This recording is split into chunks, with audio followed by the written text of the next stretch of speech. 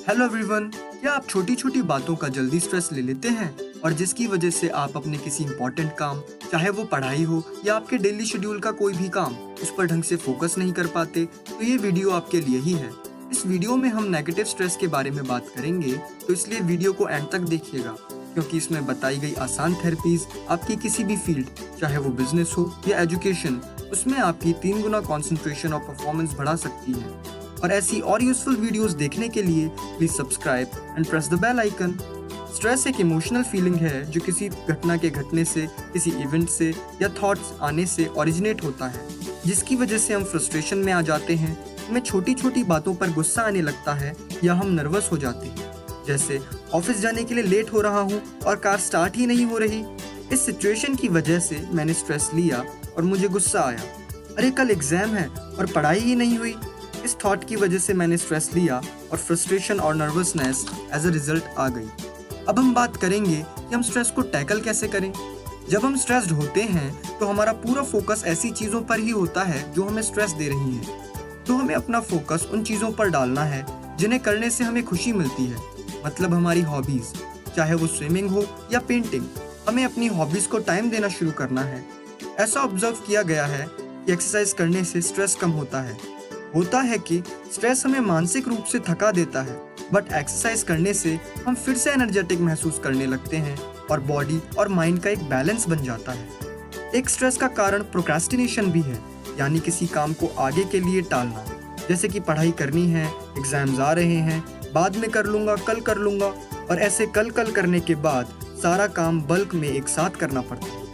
इसे ठीक करने के लिए हम टाइम मैनेजमेंट स्किल्स की मदद ले सकते हैं, मतलब कामों की एक लिस्ट बनाना जो पूरे दिन में या हफ्ते भर में करने हैं, और जो काम ज़्यादा इम्पॉर्टेंट है उन्हें सबसे ऊपर रखते हुए एक सीक्वेंस में अरेंज करना, और फिर वर्क की इम्पोर्टेंस के साथ या सीक्वेंस के साथ काम कंप्लीट करने हैं। एक स्ट्रेस लेने का कारण यह भी है कि हम अपनी लाइफ में खुद ही कुछ स्ट्रेसर्स को टाइम देते हैं। स्ट्रेसर्स का मतलब जहाँ से स्ट्रेस आ रहा है, जैसे सोशल मीडिया, तो हमें उन स्ट्रेसर्स को कम टाइम देना होगा, जैसे सोशल मीडिया का कम यूज़ करना, न्यूज़ कम देखना, क्योंकि वहाँ से भी लोग काफ़ी स्ट्रेस ले लेते हैं। तो हमें अपनी लाइफ से ऐसे स्ट्रेसर्स की लिस्ट बना सकते हैं और इनकी जगह हम अपनी हॉबीज़ को टाइम दे सकते हैं। जैसे अगर पेंटिंग पसंद है तो पेंटिंग कर सकते हैं।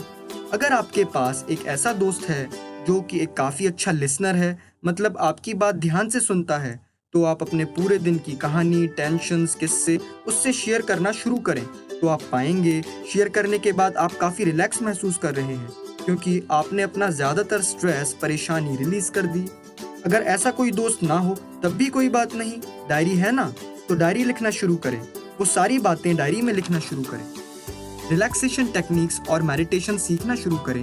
रिलैक्सेशन टेक्निक्स जैसे कभी कभी क्या होता है, स्ट्रेस की वजह से रात को नींद ही नहीं आती, पूरे दिन के थॉट्स दिमाग में चलते रहते हैं। इस सिचुएशन में हमें कुछ नहीं करना, बस लेट कर सांसों को गिनना शुरू कर देना है। थॉट्स पर ध्यान नहीं देना, जैसे ही किसी विचार, थॉट पर ध्यान जाए, वापस सांसों को गिनना शुरू कर देना है और गिनते गिनते नींद आ जाएगी। तो इन थेरेपीज की मदद से आप अपनी आसानी से स्ट्रेस को टैकल कर सकते हैं। और हाँ दोस्तों, अगर आप किसी स्ट्रेस, एंजाइटी या डिप्रेशन या किसी और प्रॉब्लम से परेशान हो और आप घर बैठे ही प्रोफेशनल्स और एक्सपीरियंस्ड काउंसलर से मदद या आसान सी भाषा में कहें तो काउंसलिंग चाहते हो, तो आप डिस्क्रिप्शन में जाकर हमारे जीमेल अकाउंट से हमें कांटेक्ट कर सकते हैं। Thanks for investing your precious time in this video. Please like, share, subscribe and don't forget to press the bell icon. Enjoy life and be happy.